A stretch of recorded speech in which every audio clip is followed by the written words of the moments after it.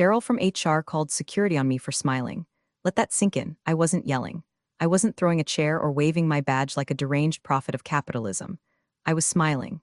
Because in that moment, I had just signed a backdoor deal that would amputate 48% of Nextera's revenue stream, and she had no idea. Her little power trip had expired 10 minutes ago, she just didn't know it yet. But let's rewind 24 hours. When she delivered her now famous line, "You should feel lucky we keep you."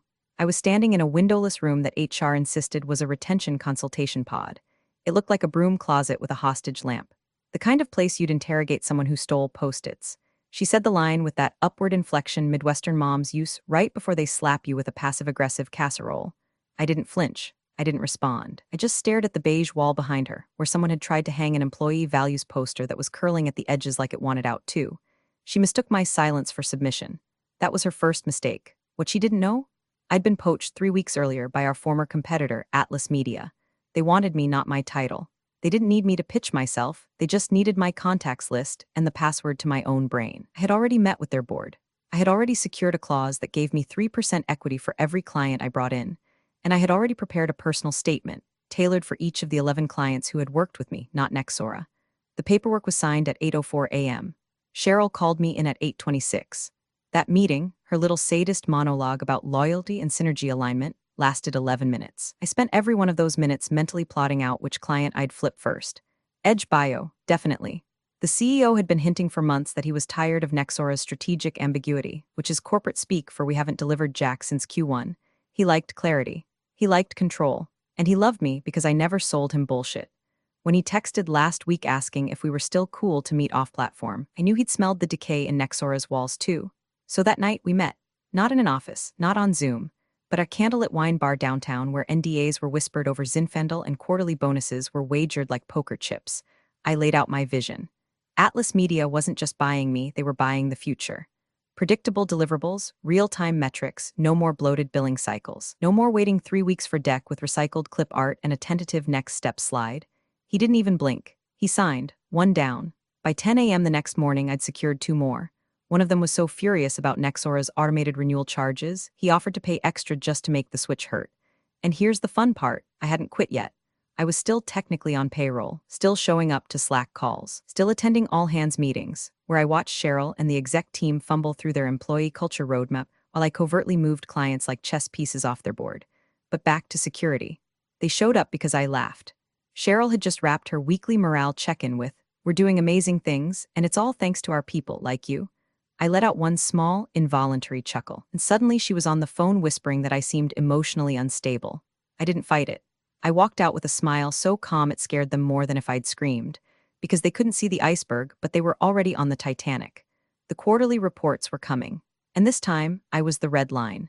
The security guard, his name tag said Jim, looked more uncomfortable than I did. He kept his eyes glued to the floor as he followed me through the glass hallway like a guilt-ridden mall cop escorting someone who'd stolen a granola bar. "You're not in trouble," he muttered. "They just asked me to, you know." "Oh, I know," I said. "This is just a vibe check. Cheryl likes drama. Keeps her from noticing her marriage is dead."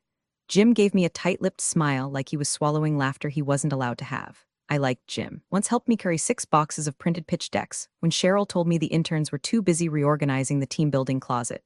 We passed my desk, still pristine, still productive-looking, and I grabbed my bag, careful not to disturb the potted fern that had more life in it than our last 3 campaigns combined. Jim walked me out the side entrance, not the lobby. Cheryl didn't want witnesses. That, more than anything, told me how scared they were. Good. Fear meant chaos. And chaos, for someone like me, was a harvest. Now I had no reason to hold back. By lunchtime, the 6th client had confirmed. A mid-tier e-commerce brand that sold organic pet shampoos, run by a founder who thought quarterly revenue projections were a manifestation exercise. She didn't care about business lingo. She cared that I remembered her dog's name was Pickle and that I'd fixed her onboarding pipeline when Nextera kept sending her invoices in pesos. She followed me, not the brand.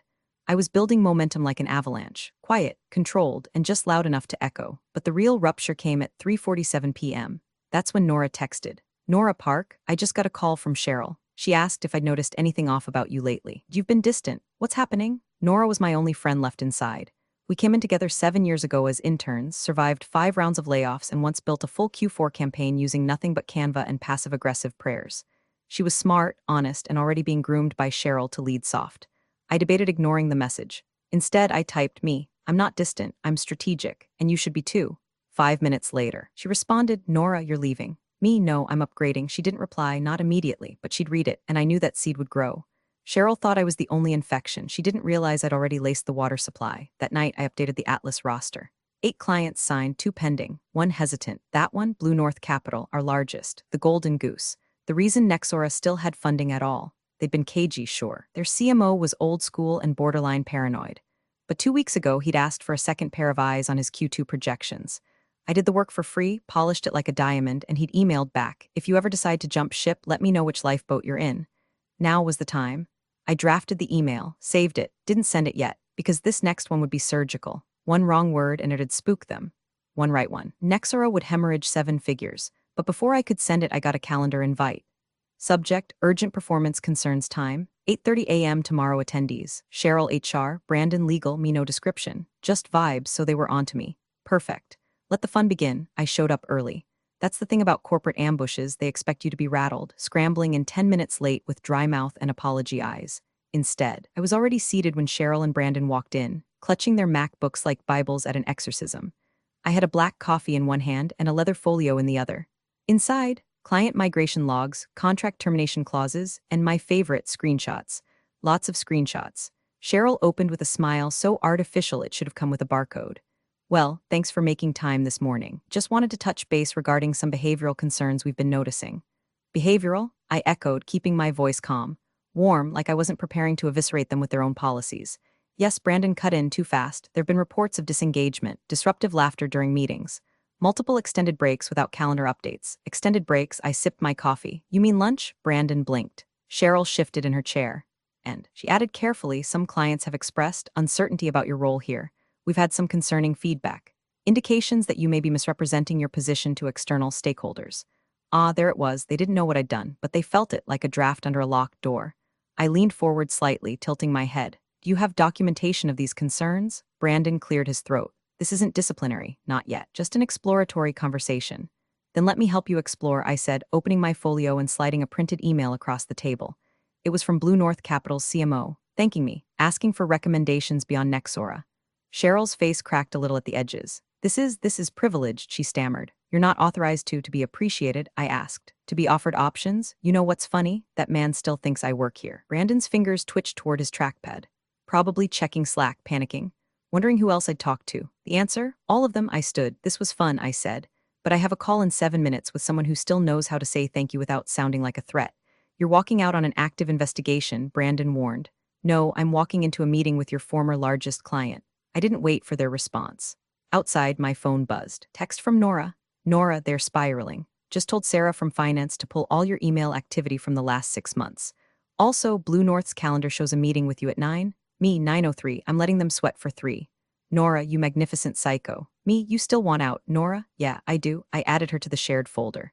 The one titled Escape Hatch. And I walked across the street to the rooftop cafe where my coffee would be served in a real mug and not an HR-issued paper cup. The wind was sharp, the city loud, and I had 12 unread messages from clients asking if they could follow me. But it was the 13th message that changed everything. Unknown number, nice moves. I'd like to talk about acquiring you. Full buyout, confidentially. No name, no signature. Just a link to a burner Zoom. I clicked it, because the game had just changed again. The Zoom window blinked open like a trapdoor. No video, just audio. A crisp, male voice, mid-40s maybe, spoke like he'd already read my entire strategy binder and didn't need small talk to feel superior. I'm with Trask and Halberd. We've been watching the Nextera situation unfold with great interest. I leaned back in my chair, letting the street noise from below drift through the mic. Funny, I didn't realize my career came with a spectator section. We make it our job to notice undervalued assets, he said, and you, Miss Sloan, have been tragically mispriced. I didn't respond, just sipped my second coffee of the morning and waited. People like this hated silence more than they feared God. He filled it fast. We want to buy Atlas's contract with you. Roll you into our portfolio. You'd bring your clients under the Trask umbrella. Title bump. Triple your current equity. Full team, your own budget. I raised an eyebrow despite him not being able to see it. And Nextera? They'll fold in 6 months. We'll scoop the pieces. You, however, would already be running the replacement, so that was the play. Not just stealing clients, but building the new empire on the ashes of the old one. It was tempting, too tempting, and that made me nervous. What makes you think I'm for sale? Pause, then. 'Cause you already walked away from pride. That means you're playing for legacy now. And legacy doesn't scale on loyalty. Touché. I told him I'd consider it. I didn't say yes. I didn't say no. I didn't blink. After we ended the call, I stared at the skyline for a long minute. Trask and Halberd was serious money, legacy money, and they didn't court people, they acquired them. Which meant they'd done their homework. They knew who I was, what I'd done, what I could do. The question was, who told them? Back at my apartment, I booted up Atlas's internal portal and checked activity logs on the shared migration folder. Nothing suspicious at first glance, until I spotted it, one download. IP traced back to an Atlas exec in DC, a guy I'd met once in passing at a company offsite. Jason Halberd's cousin, so that's how the whisper trail started.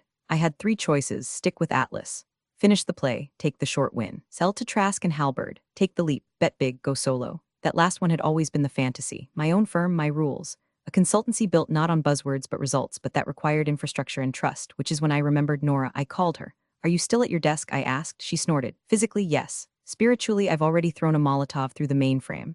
I'm starting something, I said, bigger than Atlas, bigger than Trask. I need someone who speaks fluent numbers and smells bullshit in a balance sheet from 50 paces. There was a pause. You're serious, she said. I'm not joking. Nora exhaled like she was exercising 7 years of repressed talent.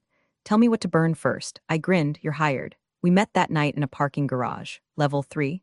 I handed her a burner laptop and a bottle of overpriced tequila. She handed me the internal HR forecast for Q3 and a USB drive labeled Cheryl's sins.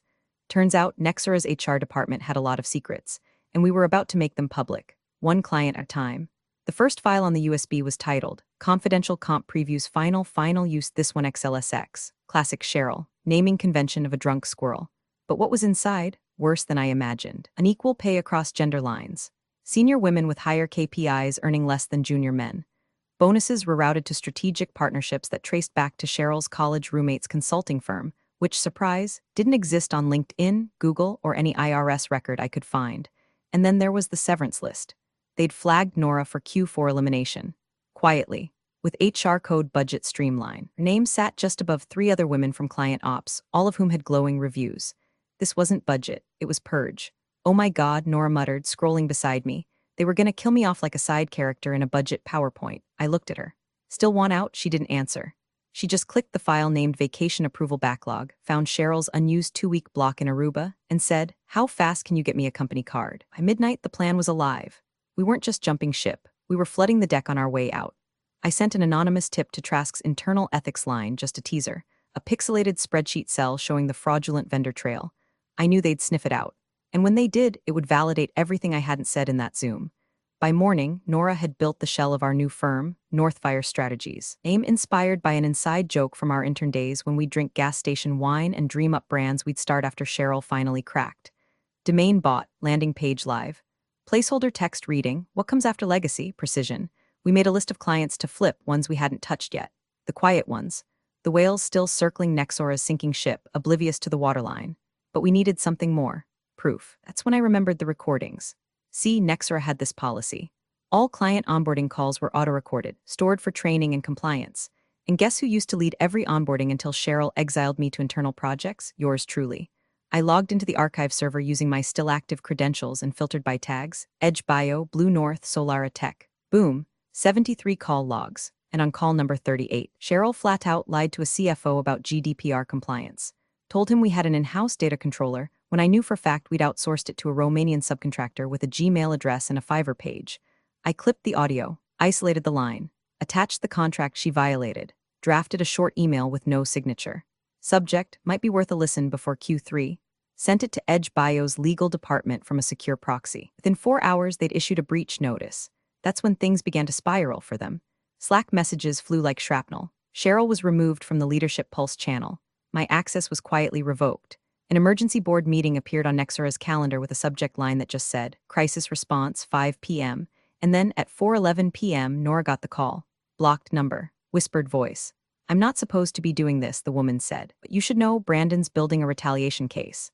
They're trying to say you and Sloan colluded to sabotage Q2. Nora hit record mid-call. What's your name? She asked. I never said. Click. I stared at the waveform bouncing on her screen. Anonymous whistleblower, I said. Perfect. Let's flip the script. We weren't just the saboteurs. We were about to become the saviors. We didn't sleep. We didn't even pretend. By dawn, Nora was cross-referencing every contract Nextera had touched in the last 18 months. I was piecing together a digital autopsy of how Cheryl and Brandon had cooked the books to cover late deliverables and performance penalties. We weren't just nuking the reputation, we were drafting the obituary. At 7:42 a.m., I emailed Atlas. Subject, change of plans. Contract termination request. Body, effective immediately. Apologies for the turbulence. Northfire requires full autonomy.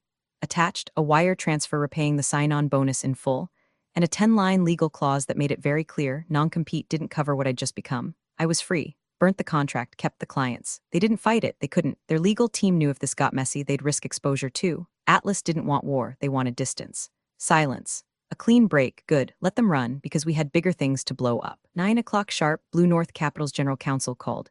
Not emailed, called, old money move. She asked one question, are you the one who sent the clip? I paused. Yes, I said, but I'm also the one who can fix the fallout. We met that afternoon, rooftop terrace, Midtown. She wore tortoiseshell glasses and a black pantsuit that looked like it had been pressed by a NASA engineer. You have 5 minutes, she said. I pulled out a flash drive. Loaded with call logs, emails, contract breaches, payment trails, and GDPR violations, each labeled like a missile. This is Nextera's real quarterly report. She didn't touch her coffee. I continued, you're going to be named in a class action suit within 90 days unless you distance yourself. Fast, loud, and strategically. And your solution? Move all active scopes to Northfire. We'll absorb the transition. We'll rebuild clean. We'll do it without costing you a single press release. She leaned back and studied me like a riddle. You're not pitching, you're negotiating. No, I said, I'm warning. She reached into her coat, pulled out a business card, and slid it across the table. You start Friday, and I want daily updates. As I stood, my phone buzzed. Nora, check your inbox. Now. I ran downstairs, stole a table outside a bagel shop, and opened the file. It was a leaked audio clip from Nextera's emergency board meeting. Brandon had left his mic hot during a rant. In it, he said the words, if we can frame Sloan for data theft, maybe we can stall long enough to buy back trust. Or at least pin the breach on her long enough to survive Q3. My name on tape, conspiracy, fraud, retaliation, and Cheryl, she didn't interrupt, she laughed. We had them, dead to rights. Nora and I stared at the waveform. Do we leak it? She asked. No. I said, a grin tugging at my cheek. We gift it. To who? I tilted my head. The same people they fear most. Clients? No. I tapped the screen, pulled up LinkedIn. The press. We sent the clip anonymously to Tech Ledger Weekly with one line of text. This is how Nextera handles Q3. By morning, it was front page. Exclusive. Nextera execs caught plotting retaliation against whistleblower-turned-competitor Cheryl's laugh was now public property. Brandon's plan dissected line by industry analysts who hadn't touched Nextera's name in a year, now dragging it through digital hell like a broken carcass in a lion's den. Clients panicked. Investors bailed. Their Slack leaked. An internal memo surfaced begging employees to trust leadership while we course correct. Course correct? They were trying to steer a tombstone. Nora and I sat in my apartment watching the collapse live. She brought donuts. I brought champagne. Cheered every time another VP's LinkedIn status quietly changed to open to work. But the final domino fell at 2:16 p.m. Blue North issued a formal statement. Effective immediately, all Nextera contracts are suspended. We are transitioning all projects to a new consultancy, Northfire Strategies. The font they used was brutal, stark, black on white, no apology, just clean exit wounds. We didn't even get a chance to toast it, because just then my phone buzzed. Private number, I answered. Miss Sloan, the voice said low and calm. We represent several firms listed in your client portfolio. We've reviewed the allegations, the data, and the press coverage. Congratulations, congratulations, you've just triggered a competitive pivot across our sector. 6 agencies want to partner, 2 want to acquire. 1 wants to merge. I didn't say anything. I just closed my laptop and stood. City outside felt smaller now, manageable, like the battlefield had shrunk and we were the only ones still standing on it. The voice continued. We'd like to invite you to a private summit next week, 20 seats. 1 founder's chair is still open. You offering me a throne, I'm offering you infrastructure. Scaled. I didn't say yes, not yet, not while I could still smell Nextera's ashes. When I hung up, Nora was staring at me. Well, they want in, I said. Her eyes sparkled. You gonna take it? Maybe, I said, sipping the last of my coffee. But first what? I pulled up an old contact list, my first boss, the one who told me I'd never be more than support staff, the one who gave Cheryl her first promotion. I typed out a message, you still in corporate consulting? Great, thought you might want to update your forecasts, Northfire's hiring. But this time, I'm the one choosing who gets kept. Then I hit send. Waited, let them sweat now, let them all sweat. The inbox was silent for 11 hours. Then at 3:03 a.m., the reply landed. Didn't expect to hear from you again. Impressive play. I suppose I underestimated you. I read it twice. The same man who once scolded me for talking too much in meetings now acknowledged the empire I'd built from the rubble of their disrespect. He didn't offer congratulations. He didn't ask for job. Just that one line, I underestimated you. Good, let that haunt him. By Monday, Nextera's site was offline. Their support bot replaced with a 404. Cheryl's LinkedIn had mysteriously gone private and Brandon's profile said he was taking time to reflect. Translation, lawyered up, spiraling, or both. Word on the street was their board had triggered a full audit. No spin. No scapegoats left to hide behind. Meanwhile, Nora and I sat in our new office. Glass walls, exposed brick. One potted cactus she named Middle Finger. We were onboarding our 12th client and had a waitlist forming that read like a Fortune 500 contact sheet. I walked into our tiny break room, still smelled like paint and ambition, and poured 2 glasses of bourbon. You realize what we did, right? I said. Nora took the glass. Vaporized a tech dinosaur? No, I said. We rewrote the survival guide. Because for years, I played by the rules, smiled during layoffs, took feedback from men who couldn't explain the tools I built. I sat through HR seminars that told me to lean in while being sidelined, silenced, then sanitized. And when I finally stood up, they laughed. They underestimated, until the reports dropped, until the clients walked, until the conference room turned crimson. Now Cheryl sells career reset webinars to laid-off marketing execs. Brandon consults for startups too small to Google his name. And me? I walk into boardrooms where no one dares ask me to smile. They just listen and write checks. Northfire isn't just a consultancy. It's a warning to every company that ever told a woman she was lucky to be kept. You're not keeping us anymore. We're coming for what's ours. Big thanks for watching, you sneaky seniors. Subscribe to keep the coffee pot brewing revenge. Your ex-colleagues won't know what hit him. They seem to get it. I wish that I could be like the